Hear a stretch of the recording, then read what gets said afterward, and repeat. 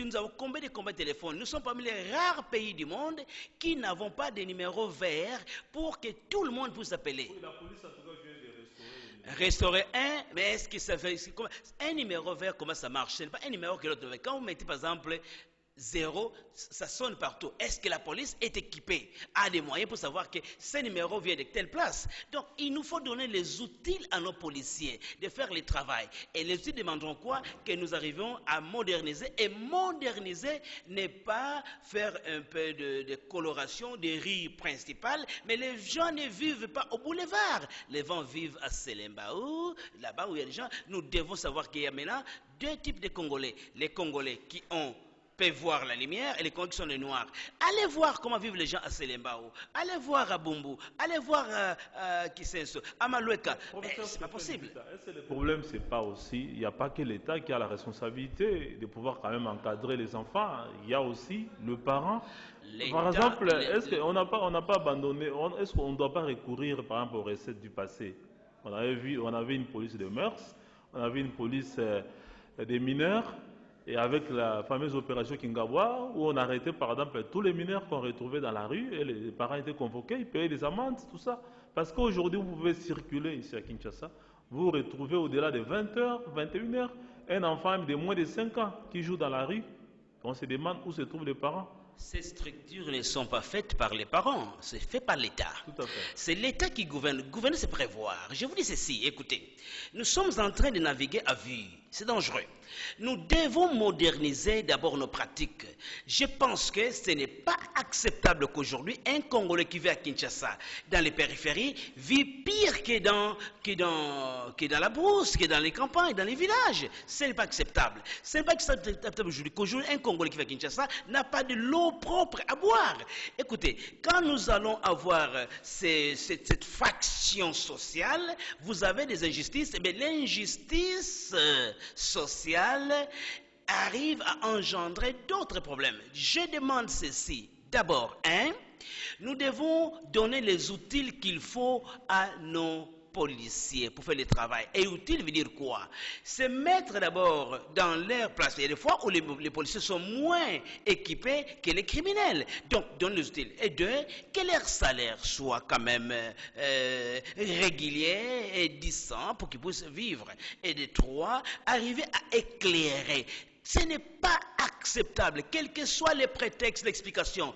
Ce n'est pas acceptable que Kinshasa soit dans le noir avec Inga que nous avons. Ce n'est pas acceptable. Là, veut dire encore que la gestion de nos compagnies au Congo, qui est donnée aux gens des obligés politiques, doit être donnée aux gens qui sont formés. Nous avons toutes les compagnies de l'État congolais en faillite. Toutes les compagnies. Ce n'est pas acceptable. Dans ces bâtiments à côté, il y avait quoi? Air Zaïre? Où est Air Zaïre? Air Congo est où? À côté, il y a la poste. Écoutez, c'est marrant. Il y avait un moment où la poste était connectée, ainsi de suite. Aujourd'hui, nous faisons beaucoup de bruit, mais peu d'action tangible. Voilà. Donc, on note que l'État a une grande responsabilité, mais les parents en ont aussi. Mais malheureusement, parents, beaucoup de parents aussi n'ont pas de moyens suffisants, en tout cas, pour pouvoir prendre vraiment leurs responsabilités en main, ce qui fait que les enfants sont pratiquement laissés à eux-mêmes. Il appartient aussi à l'État de pouvoir quand même s'occuper des parents qui sont irresponsables, en les sanctionnant par exemple. Je pense que sanctionner... Et vous chutez par là. Ouais, je pense. Vous savez, nous sommes en train de construire les hôtels. En lieu et place des compagnies de manufacturing. Là où vous les faites, nos enfants seront des prostituées et des vendeurs et des serveurs dans ces hôtels-là. Il nous faut une politique économique qui va penser à la fois congolais. Qu'est-ce qu'il fera après tout? Parce que maintenant, il y a combien de banques qui appartiennent aux Congolais? Alors, les Congolais construisent, hypothèquent tout aux gens qui n'ont pas de banques. Nous avons, je pense que c'est un avertissement. Vous voyez Ebola. Comment expliquez-vous que les gens qui étaient là à l'Équateur était tellement enclavé que nous pouvons même dire au monde que bon, ils sont très enclavés, que ce n'est pas un danger. C'est dangereux qu'il y ait des peuples au Congo aujourd'hui aussi enclavés que ça. Donc, je dis ceci, il nous faut une refondation. C'est là justement les besoins d'avoir ces dialogues que nous voulons pour que nous ayons un agenda national, une idée fédératrice.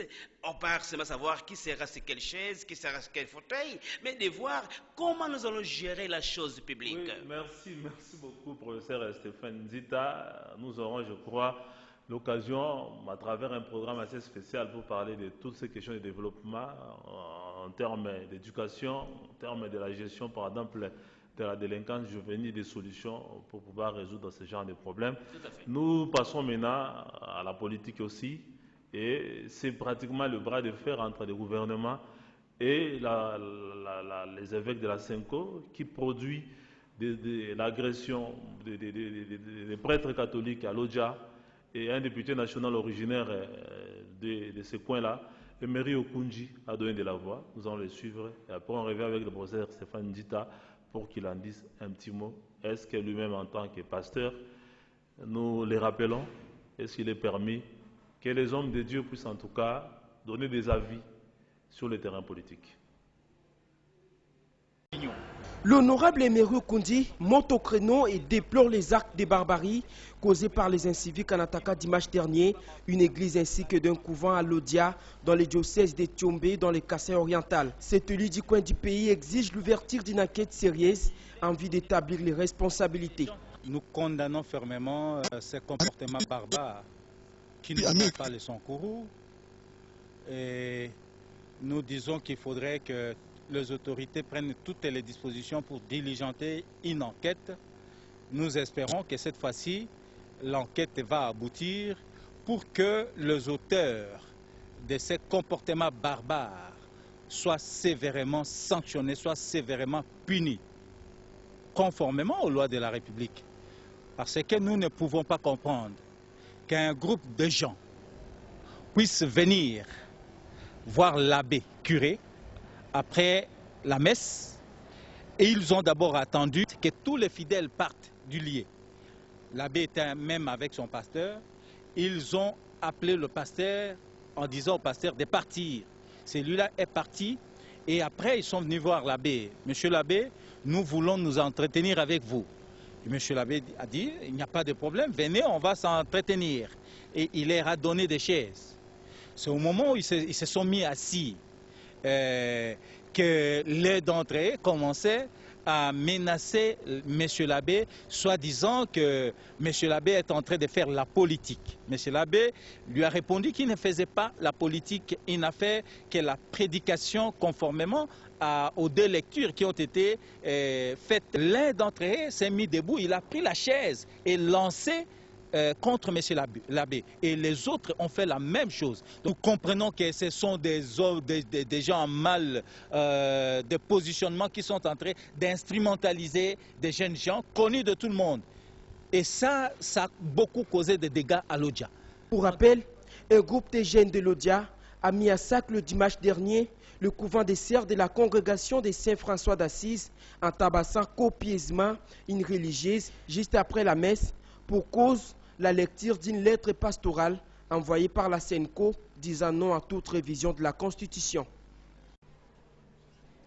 Oui, professeur, je ne sais pas, vous avez sûrement suivi ce qui s'est passé à Lodja. Vous mettez ça dans quel cadre? C'est quoi? Des gens intolérants? Ça ne demande pas un savant de comprendre que les gens étaient instrumentalisés. Écoutez, quand tu vois pas la face, nous parlons de Lodja, le siège de M. Labenjadi. Et que serait Lodja sans l'église catholique? Et que serait le Congo sans l'église? Écoutez, nous pensons que ces enfants-là, un enfant ne touche pas à son père, même quand le papa a tort. Ces enfants qui ont touché à ces prêtres, qui ont touché à ces religieux, emmènent sur leur propre vie des malédictions. J'en appelle à ces enfants d'aller voir les prêtres et s'en excuser.